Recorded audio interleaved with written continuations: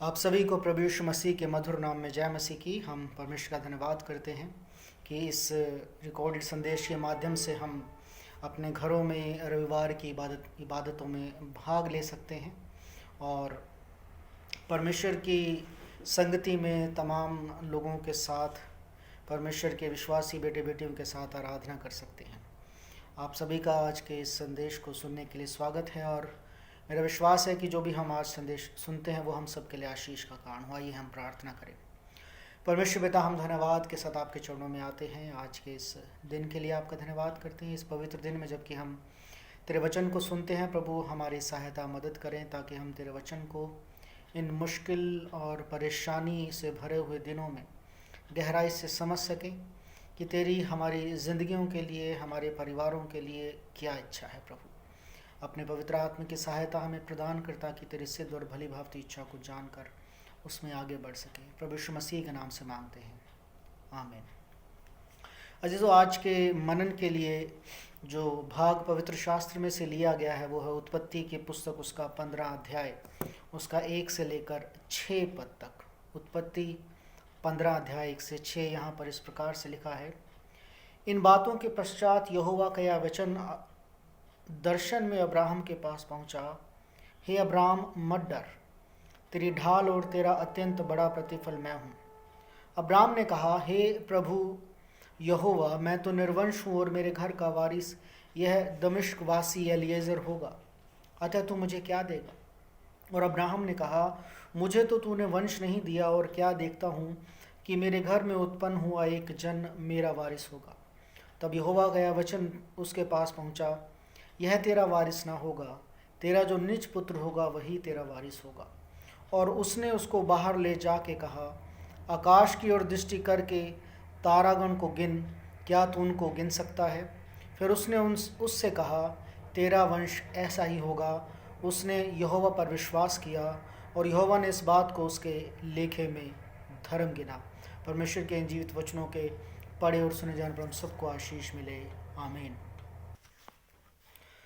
अजीज़ों, हम परमेश्वर का धन्यवाद करते हैं उसके पवित्र वचन के लिए, जो हमारे पाँव के लिए दीपक और मार्ग के लिए उजियाला है, जो हमारे आत्मिक जीवन के लिए हमारे लिए आत्मिक रोटी है, जो हमारे जीवन में दुनिया की तमाम परिस्थितियों में हमारे लिए अगुवाई, हमारे लिए सामर्थ, हमारे लिए सहारे और हमारे लिए आशा का कारण बनता है। और यदि हम आज के समय की परिस्थितियों को देखें तो हमें परमेश्वर के वचन और उसकी संगति में और भी ज़्यादा से ज़्यादा बने रहने की ज़रूरत है, क्योंकि जीवन की अनिश्चितताओं में जबकि चारों तरफ डर है, बीमारी का डर है, बीमारी है, इन्फेक्शन है, ऐसे में परमेश्वर का वचन हमें परमेश्वर की इच्छा को उसके वचन के द्वारा हमारे लिए जाहिर करता है। और यहाँ पर उत्पत्ति उसके 15 अध्याय उसके 1 से 6 पद में एक ऐसी बात है जो हम अब्राहम के साथ पाते हैं और जिसका आज कल हम सब के साथ और इस दुनिया के हर एक जन के साथ आमना सामना है। वो है डर। डर डर एक ऐसी चीज़ है जो हमारे जीवन में बड़ी अनिश्चितता पैदा करती है। और अगर हम डर के बारे में देखते हैं, परमेश्वर के वचन में डर के बारे में बहुत कुछ बताया गया है। जब हम उत्पत्ति में पढ़ते हैं और उत्पत्ति में देखते हैं कि परमेश्वर ने आदम हवा को आज्ञा दी और उन्होंने उस आज्ञा की अनाज्ञाकारिता की। और जब परमेश्वर उनसे मिलने आया तो आदम ने परमेश्वर से कहा, मुझे डर था, मैं इसलिए तेरे सामने नहीं आया क्योंकि मुझे डर था शायद मैं नंगा हूँ। जब अनाज्ञाकारिता परमेश्वर के वचन के प्रति इंसान के जीवन में आती है तो एक डर उसके जीवन में आ जाता है। और ना केवल अनाज्ञाकारिता की वजह से बल्कि जीवन की तमाम परिस्थितियों में डर हमेशा हमारे जीवन पर हावी होने की कोशिश करता है। अगर हम पुराने नियम में देखें, गिदोन के जीवन से, न्यायों की पुस्तक उसके 6 अध्याय में गिडियन डर रहा था कि मैं तो अपने सारी जातियों में, इजरायली जाति में सबसे छोटी जाति का हूँ, सबसे छोटा हूँ, मैं कैसे आगे बढ़ूँ। यिर्मयाह के बारे में हम देखते हैं, जब यिर्मयाह को परमेश्वर सेवा के लिए बुलाता है, यिर्मयाह भी परमेश्वर की सेवकाई के लिए डरता है। यिर्मयाह को परमेश्वर कहता है कि मैं तुझे दुनिया के लिए एक प्रॉफिट बनाऊंगा, you will be a profit for Nations. तू पूरे दुनिया के लिए एक नबी का काम करेगा। इसके अलावा हम डर को हर एक व्यक्ति के जीवन में इस बाइबल में जब हम पाते हैं, देखते हैं, यहाँ तक कि जब हम यीशु मसीह के जी उठने के दिन को, अभी हमने कुछ समय पहले ईस्टर संडे मनाया, हम देखते हैं कि वो स्त्रियां जो प्रभु यीशु मसीह को देखने गई थी और उसकी कब्र पर थी और कब्र पर उन्होंने यीशु की लोथ को नहीं पाया, तो वो भी डर से भर गई। वहाँ पे भी यीशु मसीह कहते हैं कि डर मत। इसके बाद उसके चेलों को प्रभु यीशु मसीह ने बार बार कहा, डरो मत, डरो मत। तो जीजो, डर एक ऐसी चीज़ है जो हमारे जीवन में कहीं ना कहीं से, किसी ना किसी परिस्थिति से आना चाहता है, और जब डर आ जाता है तो वो सारी समस्याएं हमारे जीवन में लाता है। अगर आज के समय को देखें तो आज इंसान इन्फेक्शन के डर से बुरी तरह प्रभावित है। बाहर जाता है तो हमेशा डर रहता है कहीं मैं इन्फेक्टेड ना हो जाऊं। घर में आता है तो कहीं डर रहता है कहीं ना कहीं इन्फेक्शन मैं अपने घर में ना ले आऊं, कहीं वो इन्फेक्शन मेरे जीवन को, मेरे शरीर को, या किसी ना किसी तरीके से आसपास हो रही तमाम परेशानियों को, बीमारियों को, मेडिकल अरेंजमेंट्स को, जो ज़रूरतें हैं जो कम पड़ रही हैं, हर प्रकार से डर इंसान में समाने की कोशिश करता है। लेकिन अजीज़ों, परमेश्वर के लोगों के लिए ये जो डर है ये हमारे जीवन में नहीं होना चाहिए। ये आने की कोशिश अवश्य करता है, क्योंकि तभी तो परमेश्वर ने कहा, आपने सुना होगा कि बाइबल में 350 या 360 से ज़्यादा बार ये कहा गया डर मत, क्योंकि डर हमारे आसपास है, वो हमारे ऊपर हावी होना चाहता है, हमारे अंदर बस कर हमें परमेश्वर के वचन और बातों से और परमेश्वर की उन आशा कर देने वाली बातों से दूर कर देना चाहता है। तो जैसे आज हम उस डर के बारे में सीखेंगे कि डर का क्या परिणाम होता है। नीति वचन उसका 12 अध्याय उसके 25 पद में जब हम पहले देखते हैं, नीति वचन 12 अध्याय उसके 25 पद में डर के परिणाम के बारे में बताया गया है। नीति वचन 12:25 में लिखा है,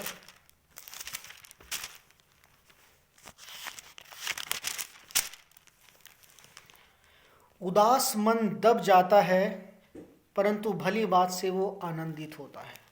उदास मन, एक डरने वाला मन जो है वो उदासी के बोझ से डर कर दब जाता है। वो जीवन की उन अपॉर्चुनिटीज़ को, उन आशीषों को जो उसके जीवन में आने वाले समय में होती हैं, वो डर जो है उन आशीषों को, उन मौक़ों को जो है गंवाने लगता है, धीरे धीरे उनसे दूर होने लगता है। इसके बाद जब हम परमेश्वर के वचन से अब्राहम के विषय में सीखते हैं, अब्राहम अपने जीवन में बहुत समय डरा, समय समय पर उसके जीवन में डर आता रहता था। अब्राहम जब एक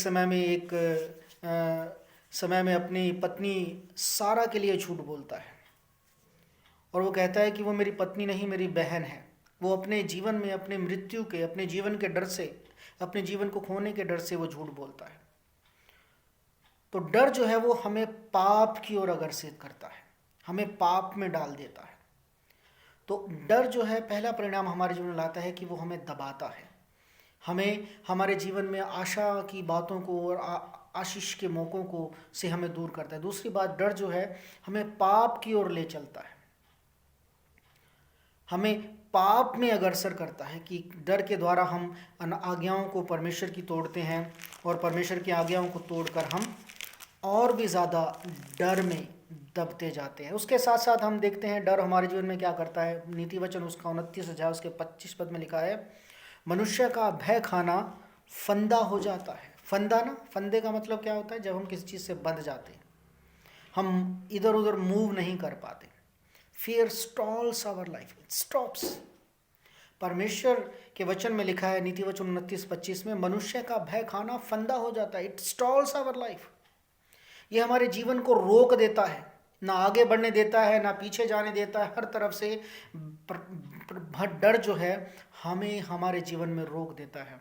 और चौथी बात जो है, जो डर हमारे जीवन में करता है, वो है परमेश्वर के वचन में हमें फलवंत होने से रोकता है। जब हम डर जाते हैं तो हम परमेश्वर के वचन को समझ नहीं पाते, परमेश्वर के वचन में बने नहीं रह पाते, अनाज्ञाकारिता करते हैं, तो हमें परमेश्वर में फलहीन होने की ओर आकर्षित करता है। तो अजीज़ों, डर आजकल भी हमारे जीवन में बहुत तरीके से भरा हुआ है। लेकिन हमें परमेश्वर के वचन से सीखना है कि हमें इस डर से किस प्रकार से अपने आप को आज़ाद रखना है। यहाँ पर उत्पत्ति उसके 15 अध्याय में जब अब्राहम एक प्रकार के डर से ग्रसित था, जब वो डर से ग्रसित था, डर क्या था? परमेश्वर तूने मुझे कोई संतान नहीं दी, अब ये जो एलीएजर है ये मेरे वंश का मालिक होगा, है मेरे वंश पर अधिकार करेगा। ये डर था उसको कि मेरा वंश आगे नहीं बढ़ेगा। लेकिन क्या लिखा है? उसके डर की परिस्थिति में ही क्या लिखा है?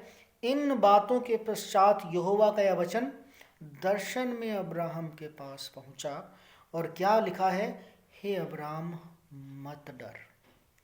इस डर को अपने जीवन पर हावी ना होने दे। परमेश्वर हर एक व्यक्ति के लिए, विशेषकर उनके बेटा बेटी के जीवनों पर नजर रखता है कि कहीं ना कहीं यदि उसके जीवन में डर घर करने जा रहा है तो परमेश्वर उससे बात करने के लिए तैयार रहता है।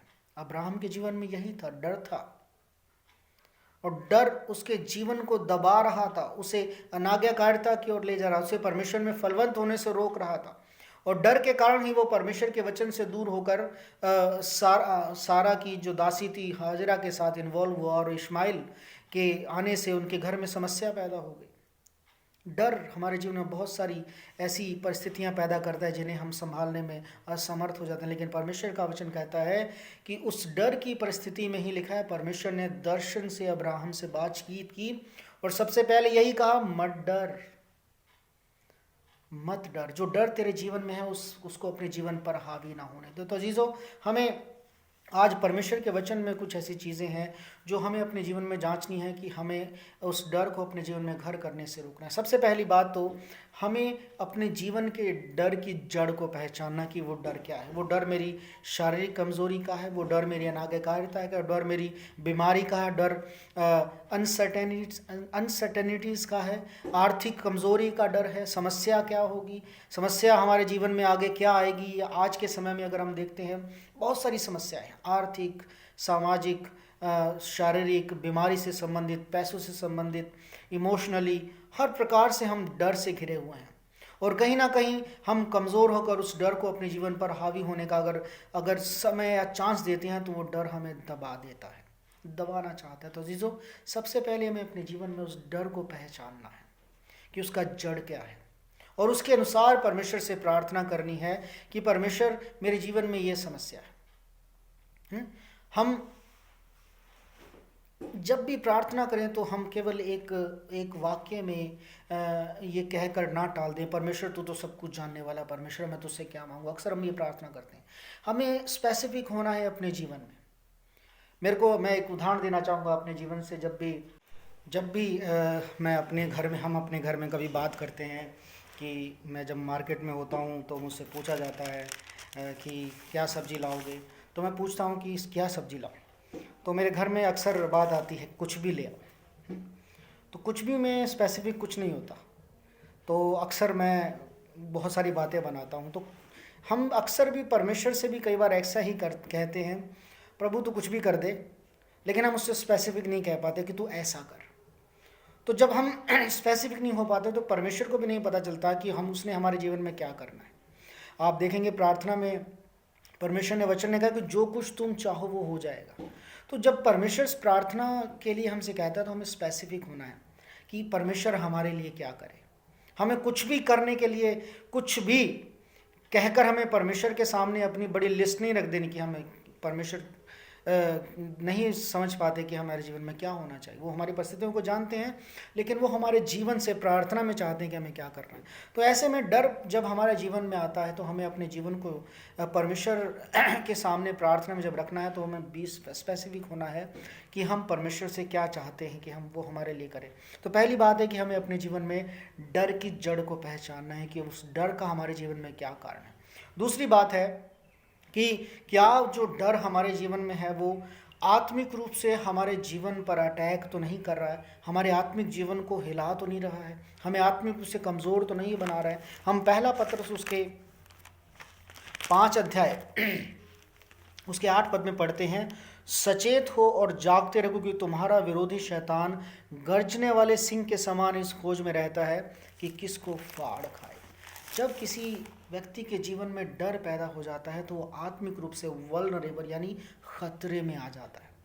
और शैतान इसी चीज़ को इस्तेमाल करता है, कहता है कि सचेत रहो, कोई डर तुम्हारे जीवन पर हावी ना हो जाए, क्योंकि शैतान जो है वो गर्जने वाले सिंह के समान फाड़ने की फिराक में रहते हैं कि कहाँ हम कमज़ोर पड़े, कहाँ डर हमारे जीवन में हावी हो और वो हमें फाड़ खाए आत्मिक रूप से, और वो हमें ख़तरे में डाल दे, हमारे जीवन को नष्ट कर दे। दूसरी बात है कि हमें अपने जीवन में अपने आत्मिक जीवन को भी जांचते रहना है कि कहीं डर हमारे आत्मिक जीवन के कमज़ोर होने का कारण तो नहीं है। जहाँ हम आत्मिक रूप से कमज़ोर होते हैं, डर हमारे जीवन में हावी हो जाता है, हर प्रकार का डर हमारे जीवन में वास करने लगता है। और तीसरी बात है कि डर हमारे जीवन में कहीं हमारे ध्यान के भटकने की वजह से तो नहीं है कि हमारा ध्यान किधर है ना। आपको पता होगा, जब चेले परमेश्वर प्रभु यीशु मसीह की आज्ञा मानकर बोट में चले गए, नाव में चले गए, तो वहाँ पर तूफान आ गया। यीशु मसीह उनके साथ था, सो रहा था नाव में, लेकिन उनका ध्यान कहाँ था? नाव पर, बड़ी बड़ी लहरों पर, आंधी पर, खतरे पर, डर पर। और लिखा है कि वो भूल गए कि यीशु मसीह उनके साथ है, चाहे सो भी रहा हो, और फिर वो बुला कर लाते हैं। तो जब हमारे जीवन में हमारा ध्यान भटक जाता है ना, आपने एक कहावत पढ़ी होगी कि हम अपने जीवन में अपने जीवन की परेशानियों और समस्याओं पर ध्यान ना करें, बल्कि हम अपने महान परमेश्वर पर ध्यान करें, जो उन समस्याओं से कहीं महान सामर्थ्य रखता है। तो जब हमारा ध्यान भटक जाता है तो उस ध्यान के भटकने के कारण भी डर हमारे जीवन में हावी होने लगता है। तो ऐसे में हमें क्या करना है? हमें करना है कि परमेश्वर का प्रकाशन उसके वचन में हमारे लिए क्या कहता है, परमेश्वर का प्रकाशन उसके वचन में हमारे लिए क्या कहता है। पहला यूहन्ना उसका 4 अध्याय उसका 18 पद बड़ा अच्छा खूबसूरती से परमेश्वर के वचन में लिखा है। पहला यूहन्ना 4 अध्याय उसका 18 पद लिखा है, हम इसलिए प्रेम में भय नहीं होता क्योंकि सिद्ध प्रेम भय को दूर कर देता है। क्या लिखा है? प्रेम में भय नहीं होता वरन सिद्ध प्रेम भय को दूर करता है। हमें परमेश्वर के प्रेम पर ज़्यादा से ज़्यादा ध्यान करना है।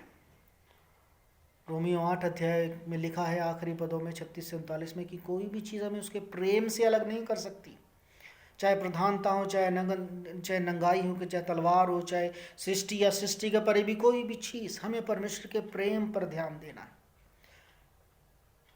कोई भी चीज़ हमें परमेश्वर के प्रेम से अलग नहीं कर सकती। उसके लिए क्या हम करना है? हमें परमेश्वर के प्रेम में बने रहना है। लिखा है ना, सिद्ध प्रेम भय को दूर करता है। यदि हम परमेश्वर के प्रेम को सिद्धता से जान जाते हैं कि वो मुझसे कितना प्यार करता है, कि उसने अपने इकलौते बेटे को मेरे लिए कुर्बान कर दिया, उसने हमें संसार की सारी आशीषें देने का वायदा किया, उसने हमें आने वाले जीवन की, अनंत जीवन की आशा का वायदा किया, उसका प्रेम हमारे लिए इतना सिद्ध है, और लिखा है कि कोई तुम्हें मेरे हाथ से छीन नहीं सकता।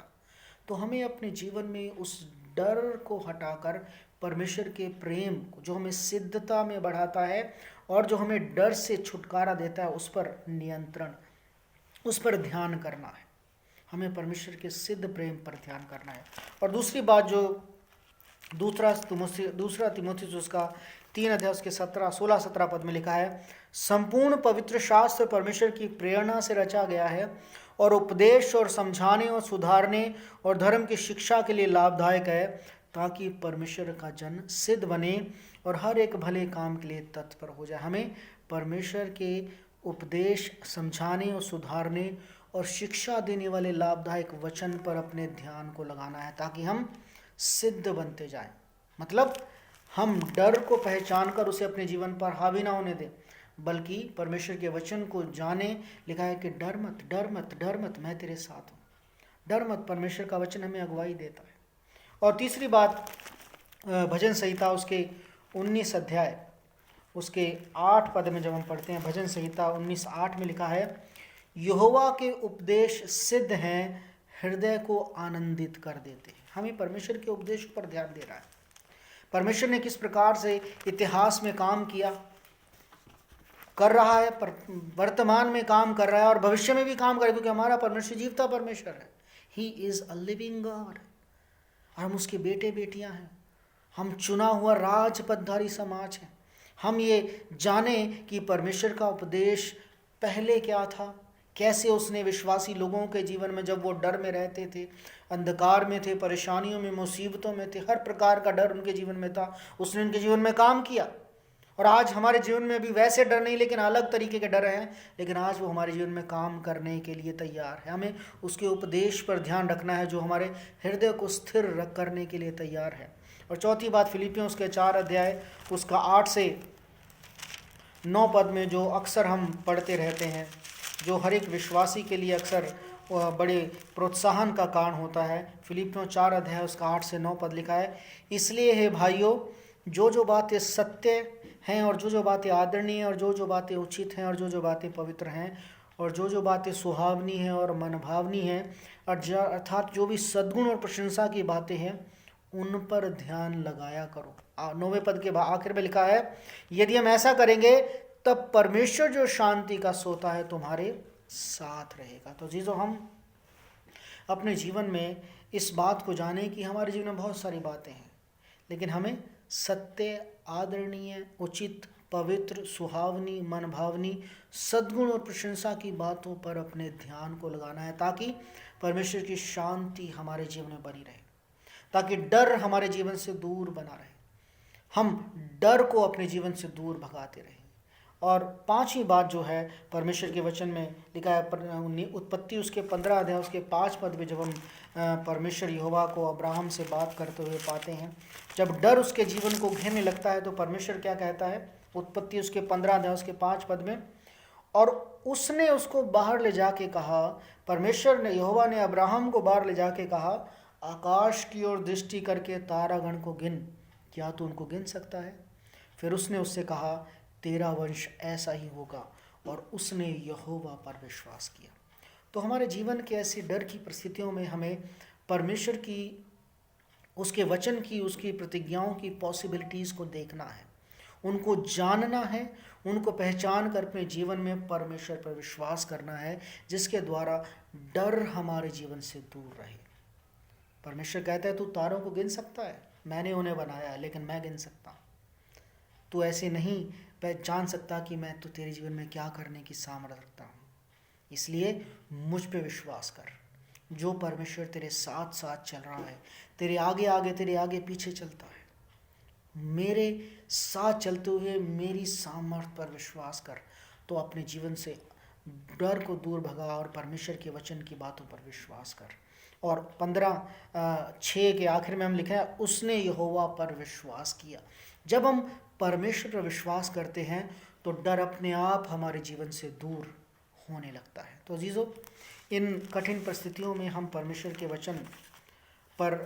वचन में बने रहते हुए परमेश्वर के विश्वास में बने रहें, तो डर अपने आप हमारे जीवन से दूर हो जाएगा। चाहे वो दुनियावी परेशानियों का डर है, चाहे वो बीमारी का डर है, चाहे इन्फेक्शन का डर है, चाहे वो आत्मिक बातों का डर है, किसी भी तरीके का डर है, जब हम परमेश्वर पर विश्वास रखते हैं, परमेश्वर पर अपने ध्यान को लगाए रखते हैं, तमाम परेशान करने वाली बातों को अपने जीवन से दूर करते हैं, तो डर अपने आप पर हमारे जीवन से दूर हो जाता है। आइए हम प्रार्थना करें।